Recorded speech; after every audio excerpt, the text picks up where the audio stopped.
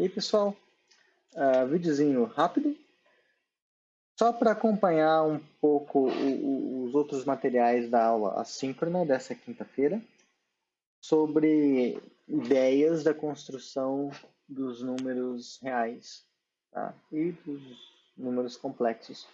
Então, vamos lá.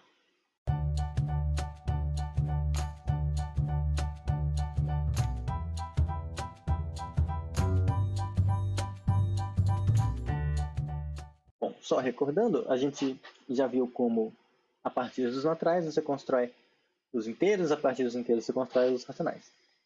Uma pergunta, tá, dado, sempre lembrando o contexto como a gente está aqui.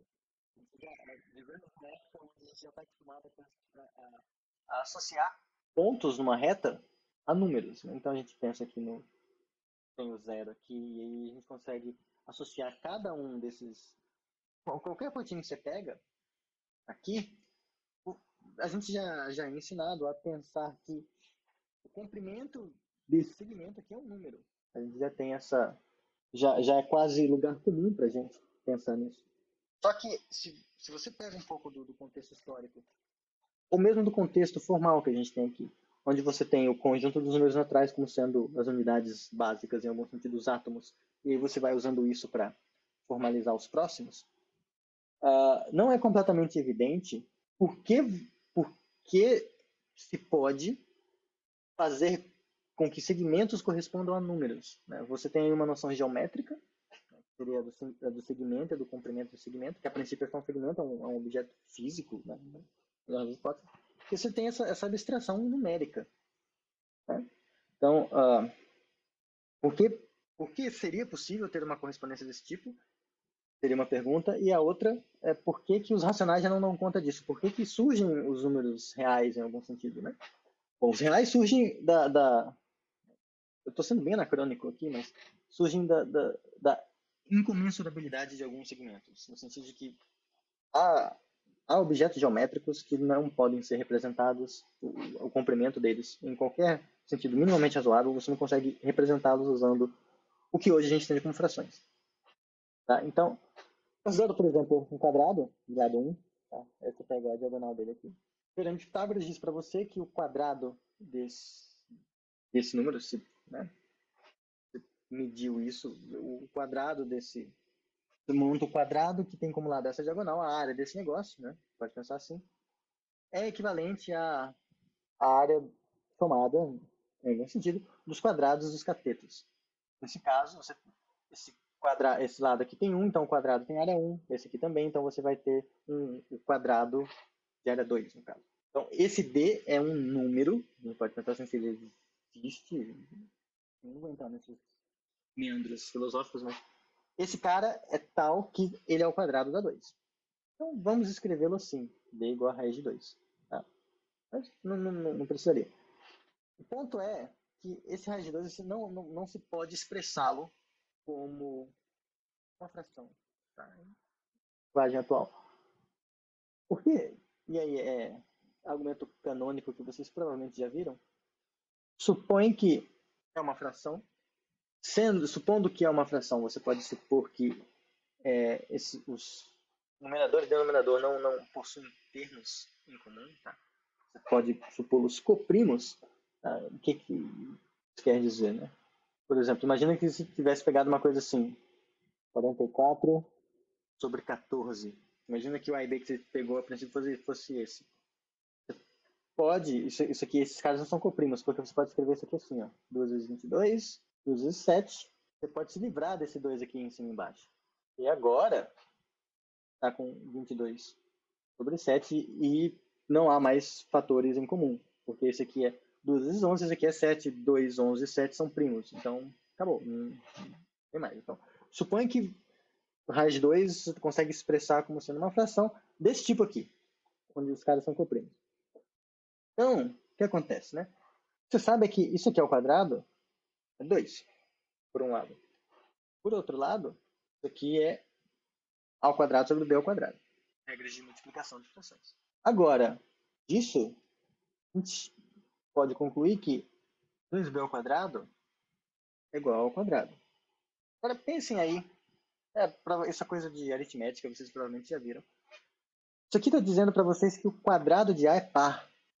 Em outras palavras, A ao quadrado é par. Mas se A ao quadrado é par, então A é par. Porque se A fosse ímpar, por exemplo, o quadrado dele também seria. Tá? E aqui há uma sutileza, tá? No argumento que eu falei. No argumento, se o A não é par, então ele é ímpar. Esse então não é imediato. Tá?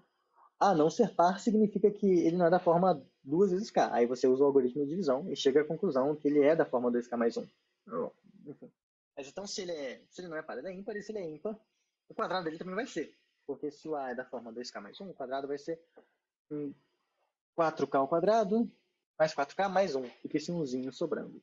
Então, chegaria na negação da hipótese. Então, pela contrapositiva, você chega aqui, de fato, se o quadrado do número é par, então o próprio número é par. Okay?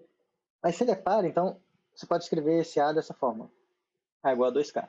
Pega essa informação e joga aqui de novo agora. Então, o que a gente tem aqui, 2, aliás, raiz de 2 é igual a 2K sobre B. Então, quando a gente fizer o mesmo procedimento, a gente fica com 2, eu já vou colocar aqui o B ao quadrado, daqui, igual a 4K ao quadrado. Porque o A é 2K, então ao quadrado fica 4K ao quadrado. Agora, a gente pode cortar aqui. Aqui é 2, aqui é 2 vezes 2K ao quadrado. Então, você pode cortar, né? Divide por 2 os dois lados, e chega à conclusão de que B ao quadrado é 2 vezes K ao quadrado. Então, B ao quadrado é par. Mas B ao quadrado sendo par, resulta que B é par. Então, A e B são pares. Então, eles não são coprimos. Absurdo, porque você começou supondo que eles eram. Então, a conclusão disso é que esse número, esse comprimento aqui, não pode ser expresso por meio de frações. Você não consegue escrevê-lo como número racional. E, bom, por que essa coisa... Assim, é claro que a gente pode pensar no segmento, na diagonal, a gente traçou ela, então em algum sentido ela existe. Mas por que você atribuir a ela algo que a gente chama de número é um salto maior. E você pode ter vários procedimentos para argumentar que eu vou trabalhar com segmentos em vez de medidas de segmentos, mas eles meio que vão se comportar como números, não sei o que lá, tal. Você pode fazer isso. Isso foi feito por muito tempo. Inclusive, o modo de se construir os números reais, que eu vou falar aqui, que é do Dedekind, é meio que baseado, em algum sentido, nas ideias que se tinha para tratar de comparações de segmentos, meio que era isso de proporções de Eudoxo. Mas, assim, ele não dava resultações que... Em algum sentido, o cerne da ideia é parecido. Tá? Então, a ideia... Então, como construir um conjunto de números em que algo como raiz de 2 exista. Que vai ser o conjunto de números reais. A gente vai colocar aqui.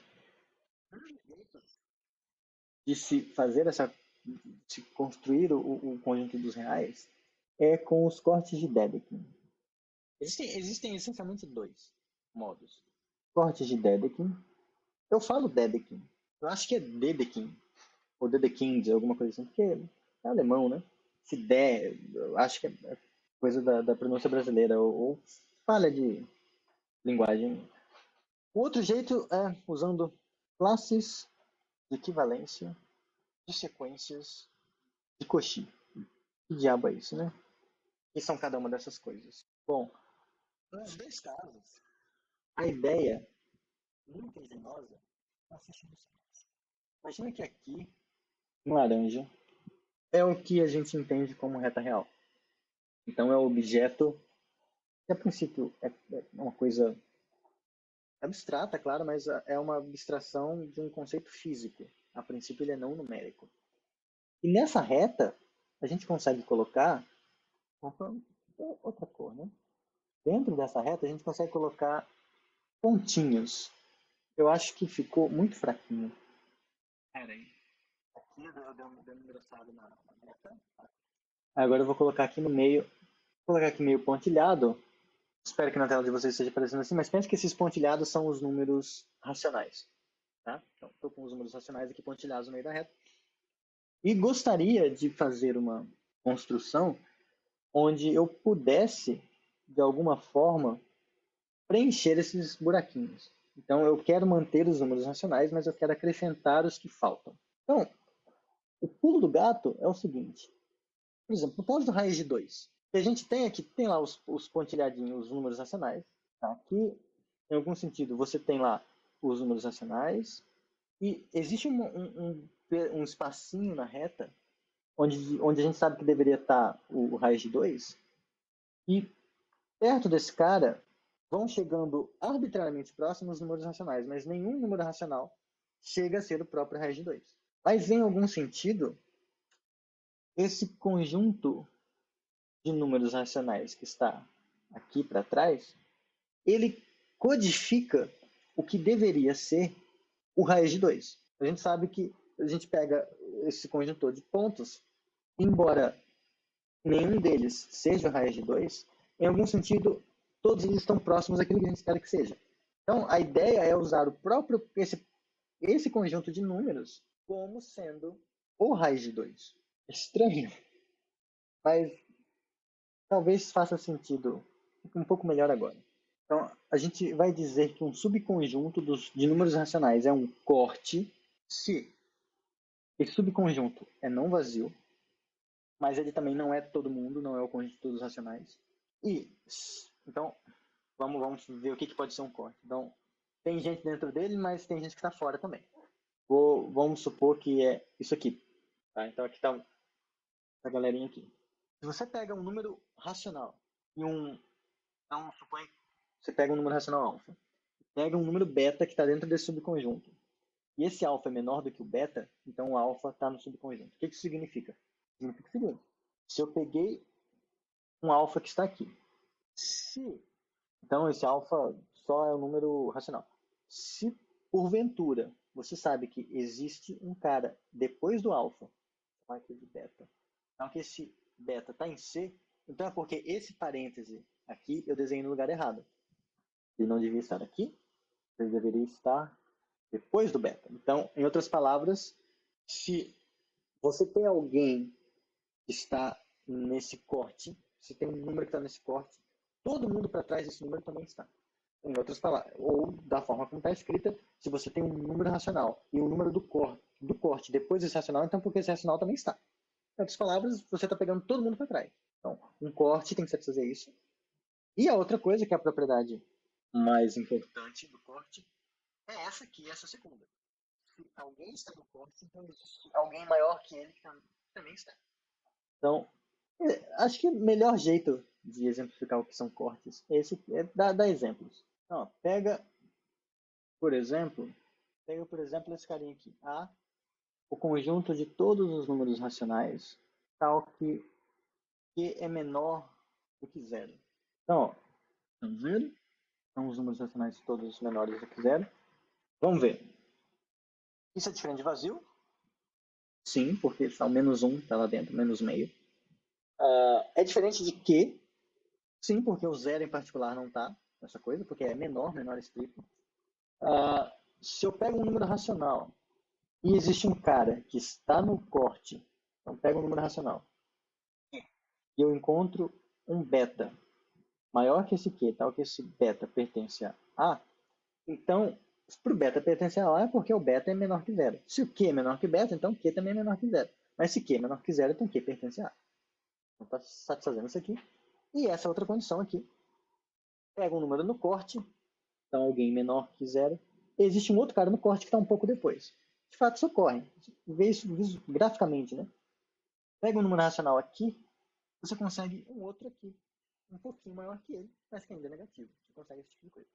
Outro exemplo, que é um pouco mais chato, não compensa fazer a conta, mas você pega essa coisa aqui, B, o conjunto de todos os racionais, tais que Q é menor que zero, menor ou igual que zero, ou Q ao quadrado é menor do que 2. Isso aqui vai ser essencialmente o conjunto de todos os números racionais que, para a gente que já sabe que existe, que são menores que o raiz de 2. Para provar isso, é claro que eu estou sendo um pouco circular, porque raiz de 2 não existe nos racionais, só existe nos reais, e a gente está querendo construir os reais, mas a intuição, em algum sentido, é essa. Tá? Porque aí o que vai acontecer agora? Depois que a gente pega essa definição de cortes, essas coisas aqui. A reta real, R, vai ser igual ao conjunto de todos os Cs que estão contidos nos racionais, tais que C é um corte. Nota que, por exemplo, esse tipo de raciocínio aqui mostra que a gente consegue usar cortes para falar de números que a gente já sabe que existem. São os racionais, no caso.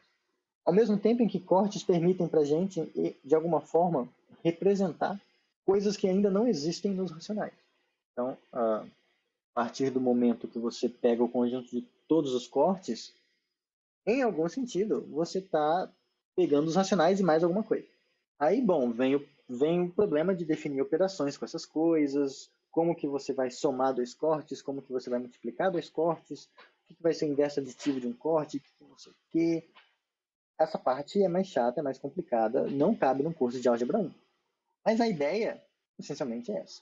O outro jeito que eu tinha falado lá das classes de equivalência de sequências de Cauchy é um pouco mais técnico, mas no fundo é a mesma coisa. Porque aqui a gente está pensando em conjuntos de pontos, conjuntos, não importa quantos elementos tem. Mas você pode pensar, por exemplo, já sabendo que pensa da nossa perspectiva que já sabemos o que é a reta real e que a gente gostaria como que as coisas se comportassem. A gente tem as aproximações raiz de 2, por exemplo. 1, alguma coisa, alguma coisa, alguma coisa. Quanto mais coisas depois da vírgula a gente colocar, melhor a aproximação. Em algum sentido, a gente pode pensar, dá para você escrever esse raiz de 2 como sendo o limite de uma sequência de pontos racionais, conforme n vai para infinito. Qual seria o problema de fazer isso nos racionais? Né? De falar desse limite nos racionais? Porque nos racionais a raiz de 2 não existe. Então, como que eu vou falar do limite dessa sequência? Existe uma propriedade que se chama ser de Cauchy. Ser de Cauchy. Cauchy, do Cauchy, da francês. É assim, quando uma sequência de pontos converge, então os pontos estão se tornando arbitrariamente próximos de um limite que existe, acontece outra coisa, que é o fato de que os pontos da sequência eles se tornam cada vez mais próximos uns dos outros. É como se fosse uma transitividade, né? Tá todo mundo ficando próximo, arbitrariamente próximo de um ponto no limite. Então, em particular, termos consecutivos da sequência também vão ficando mais próximos entre si. Essa proximidade, não de um ponto no limite, mas da sequência, dos termos da sequência entre si, é o que se chama de sequência de Cauchy. Então, toda sequência que tem é de Cauchy.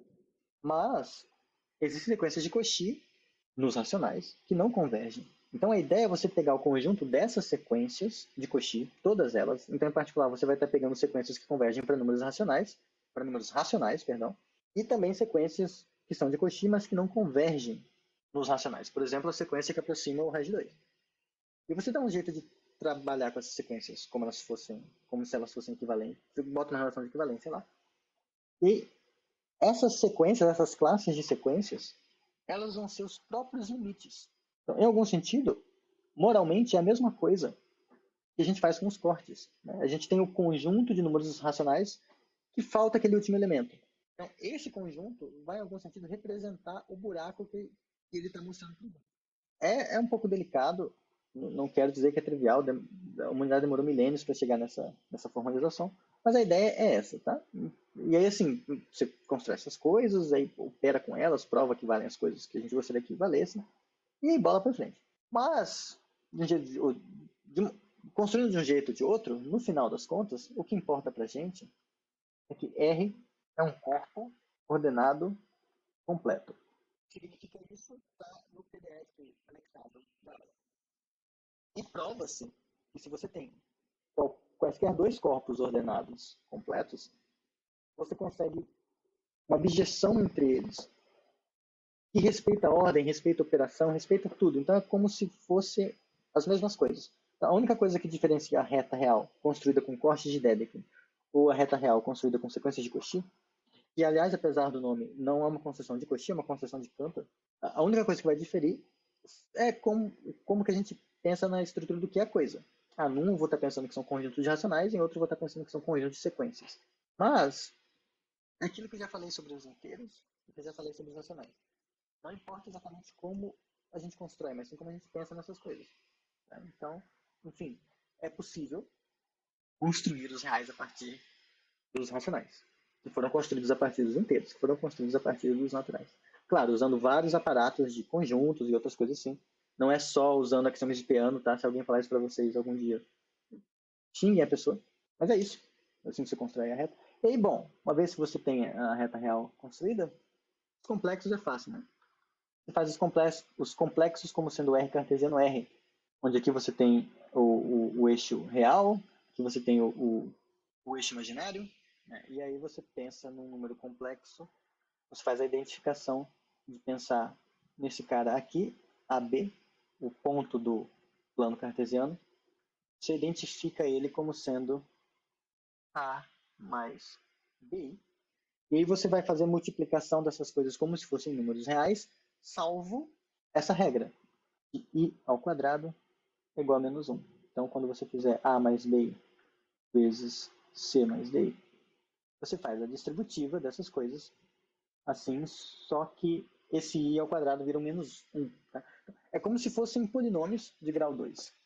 Então, você vai somar a coordenada real com coordenada real, coordenada complexa com coordenada complexa, mas aí na hora de multiplicar, você fica restrito, você impõe essa regra adicional aqui. Tá? Então, você não vai ter coisas de grau 3, grau 4, porque eles mudam os pares. Tá? Mas a gente vai entrar nos complexos com um pouco mais de calma na semana que vem. Então, isso foi só para... Eu só queria falar mais da construção da coisa. Tá? Coisas, operações com complexos, a gente vai ver na semana que vem, com mais calma. Tá? Esse vídeo foi só para falar da construção. E eu já falei demais. Então, tchau, tchau, pessoal.